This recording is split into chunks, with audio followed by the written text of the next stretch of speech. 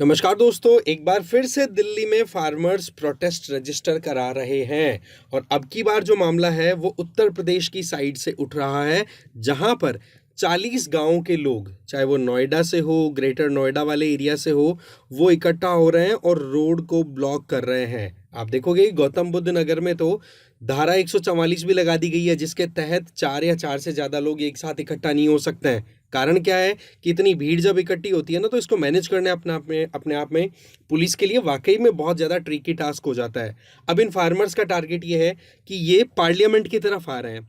अब इन्होंने शुरुआत कर दी है अपने इस प्रोटेस्ट की, इस मार्च की। और इस मार्च में आप देखोगे कि एक तरफ तो डेवलपमेंट के नाम पर इन फार्मर्स से ली हुई ज़मीनें और उनके ऊपर फिर बड़ी बड़ी बिल्डिंगें बना दी, स्काई स्क्रैपर्स बना दिए। वहीं दूसरी तरफ फार्मर्स जो हैं वो और उनके बच्चे हैं वो दर बदर जॉब के लिए भटकते रहते हैं, या फिर महंगाई के चलते जिस तरीके की सिचुएशन अभी बन रही है उनसे निकलने के लिए फार्मर्स को चाहिए कॉम्पनसेशन। तो इन बातों को लेकर के फार्मर्स बहुत ज़्यादा कंसर्न्ड है। इनके द्वारा 2023 में भी प्रोटेस्ट किया गया था, बट वो 2023 के समय पर जो भी प्रोमिसेस किए गए थे वो अभी तक फुलफिल नहीं हुए। तो इन्होंने टारगेट कर लिया कि पार्लियामेंट में बजट सेशन चल ही रहा है, इसी टाइम पर बोला हम भी हमारा प्रोटेस्ट रजिस्टर कराएंगे। तो बोले दिल्ली चलो, पार्लियामेंट चढ़ो, पार्लियामेंट की तरफ आ जाओ। तो देखो, अभी कुछ दिनों पहले तो हमने फ्रांस में जो प्रोटेस्ट चल रहा है उसके बारे में देखा था, जो कि यूरोप में एक कहते ना कि वाइल्ड फायर की तरह फैल गया है। अब यहाँ पर इन्होंने टारगेट किया है हमारे फार्मर्स ने कि हम भी हमारी डिमांड्स के लिए आगे बढ़ेंगे।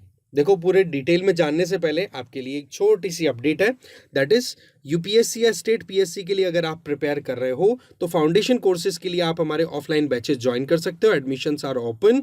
आप देखोगे कि हिंदी और इंग्लिश दोनों मीडियम में ये कोर्सेज अवेलेबल है। प्लस आप इनमें प्रीलिम्स, मेंस और इंटरव्यू तीनों के लिए प्रिपेयर करते हो एक साथ। और हमारे 4 सेंटर्स मुखर्जी नगर, करोल बाग, लखनऊ और पटना, चारों पे अवेलेबल हैं। साथ में यहाँ पर जो मॉडल होगा वो सीटीआर बेस्ड मॉडल होगा। दैट मीन्स हम यहाँ पर क्लास टेस्ट रिव्यू बेसिस पर काम करेंगे, जिससे कि एक एक इंडिविजुअल को प्रॉपर अटेंशन मिल सके। और साथ में अगर आपको कोई डाउट हो इस सारी इन्फॉर्मेशन से रिलेटेड या फर्दर आपको कोई जानकारी लेनी है तो या तो डिस्क्रिप्शन बॉक्स आप चेक कर लो, और साथ में आप इस दिए हुए कॉन्टैक्ट नंबर 9920613613 पे कॉल करके अपनी बात पूरी क्लियर कर सकते हो। साथ में एक कमेंट आ रहा था कि सर जो आप ये क्लासेस लेते हो इनकी पीडीएफ कहाँ मिलती है, तो आप एक काम करिए, डिस्क्रिप्शन बॉक्स में टेलीग्राम चैनल का लिंक दिया हुआ है, उसको ज्वाइन कर लो, पीडीएफ्स आपको वहीं मिलती है। अब देखो, आगे बढ़ने से पहले यहाँ पर हम बात जो करेंगे that is related to property, land related issue है।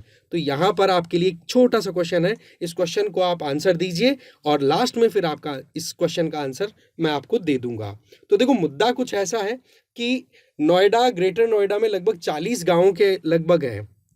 अब होता क्या है कि समय के साथ में जैसे जैसे पॉपुलेशन एक्सपेंड होती है, या फिर हम कहें कि जो गांव के लोग हैं वो शहरों की तरफ आते हैं, तो एक तरीके से अर्बनाइजेशन या अर्बन एरिया क्या होता है, बढ़ता है।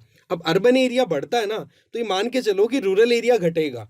सीधी बात है कि दिल्ली आज दिल्ली नहीं है, दिल्ली एक बहुत बड़े एरिया में कन्वर्ट हो गया एनसीआर में। और कितने सारे डिस्ट्रिक्ट्स जो हैं आसपास के जो स्टेट्स हैं, जैसे यूपी हो गया, हरियाणा हो गया, राजस्थान हो गया, इनके कई डिस्ट्रिक्ट्स ऐसे हैं जो कि एनसीआर एनसीटी में इंक्लूड होने लग गए हैं। अब ऐसे में यहाँ पर जो लोग पहले फार्मिंग किया करते थे उनकी ज़मीनों को सरकार या फिर जो भी डेवलपमेंट अथॉरिटीज़ हैं उनके द्वारा एक्वायर किया जाता है, खरीदा जाता है। अब ऐसे में ये जो फार्मर्स अभी प्रोटेस्ट कर रहे हैं, इनका ये कहना है कि जी बात ऐसी है कि हमसे जब ज़मीनें ली गई थी बड़े उस टाइम पर बड़े सस्ते भाव थे, अब उन सस्ते भाव के चलते हमने तो ज़मीनें दे दी, बट आज यहाँ पर लोग करोड़ों का काम कर रहे हैं। सारा देखा जाए तो यहाँ पर बहुत बड़ी बिल्डिंग्स बन रही हैं और हमारे हाथ से हमारी पुश्तैनी ज़मीनें निकल गई। तो बोला एक तो हमें कॉम्पनसेशन दो। इसका मतलब ये हो गया कि आज के टाइम पर जो ज़मीनों की रेट चल रही है ना, वो रेट्स पर हमें हमारा हक दो। एक तो ये डिमांड इनकी पूरी आ रही है।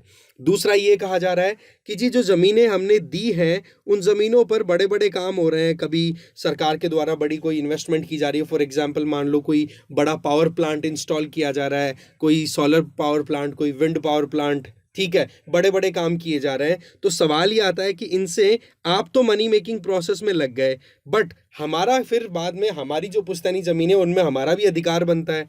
तो ऐसे में इनकी डिमांड ये आती है कि हमें कम से कम भी नहीं तो 10% ज़मीन दो, मतलब जो आबादी क्षेत्र है, जिस एरिया में आपने बड़ी बड़ी बिल्डिंगें बना दी हैं, जहाँ पर लोग अब रह रहे हैं और ट्रांजैक्शंस भी बहुत बड़े बड़े हो रहे हैं, तो बोला हमें कम से कम उसमें से 10% ज़मीन मिलनी चाहिए। तो एक तो कॉम्पनसेशन को लेकर के यहाँ पर डिमांड उठ रही है, और एक ये ज़मीन को लेकर के कि भाई हमारे लिए भी तो कुछ ना कुछ सोचने की ज़रूरत है कि नहीं।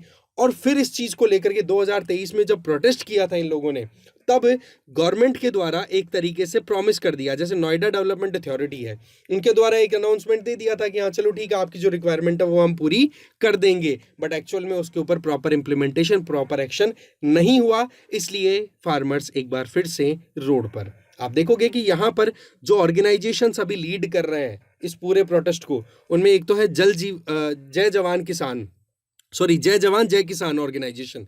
ये तो प्रोटेस्ट किसके अगेंस्ट में कर रहा है? जो अंसल बिल्डर ग्रुप है उसके खिलाफ में। एक है ऑल इंडिया किसान सभा, वो ग्रेटर नोएडा अथॉरिटी के खिलाफ में। एक है भारतीय किसान परिषद, जो कि मोर और लेस इस पूरे मूवमेंट को लीड कर रही है।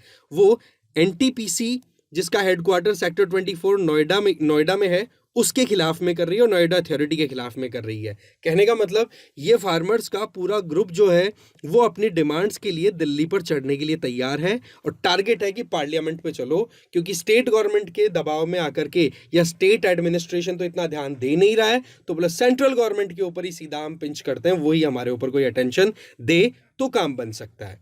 अब देखो बात ऐसी है कि इस तरीके के सिनेरियो, ये तो चलो ठीक है कि आप देख सकते हो कि नोएडा के आसपास के फार्मर्स तो यहाँ पर प्रोटेस्ट करते हुए दिखाई दे रहे हैं, पर ये प्रॉब्लम कंट्री वाइड है, क्योंकि अर्बनाइजेशन लगातार बढ़ रहा है, और अर्बनाइजेशन जैसे जैसे बढ़ेगा ना, तो वहाँ पर इस तरीके के कॉन्फ्लिक्ट्स तो आएंगे, क्योंकि एक जो रूरल अर्बन डिवाइड होता है ना, जहाँ पर एक इंडिविजुअल अपने पड़ोस में देखता है कि बहुत सारा डेवलपमेंट हो रहा है, और वहीं दूसरी तरफ अपने आसपास में देखे तो वहाँ पर ना तो डेवलपमेंट है, ना प्रॉपर जॉब्स हैं, ना वहाँ पर एजुकेशन फैसिलिटी इतनी अच्छी है, ना मेडिकल फैसिलिटी इतनी अच्छी है, तो वो जब कंपैरिजन करता है तब प्रॉब्लम आती है। और एक चीज़ आपने नोटिस की होगी कि जिस तरीके से शहरीकरण बढ़ता है, अर्बनाइजेशन बढ़ता है, तो उस तरीके से महंगाई भी बढ़ती चली जाती है। अब उस महंगाई से एक तरीके से कहते हैं ना कि एक अपने आप को मैनेज करना बहुत मुश्किल होता है एक रूरल इंडिविजुअल का।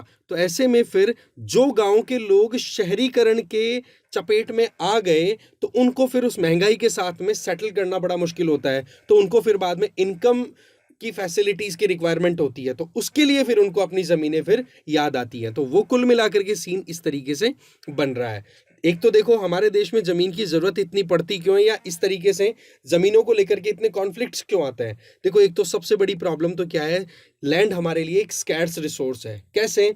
हमारी वर्ल्ड की टोटल पॉपुलेशन का लगभग 18% पॉपुलेशन हमारे देश में रहती है, पर ज़मीन कितनी है? केवल 2.4%, 2.5% भी नहीं है। तो इतने लोगों को रखने के लिए भाई ज़मीन तो चाहिए। तो एक तो ये प्रॉब्लम आती है।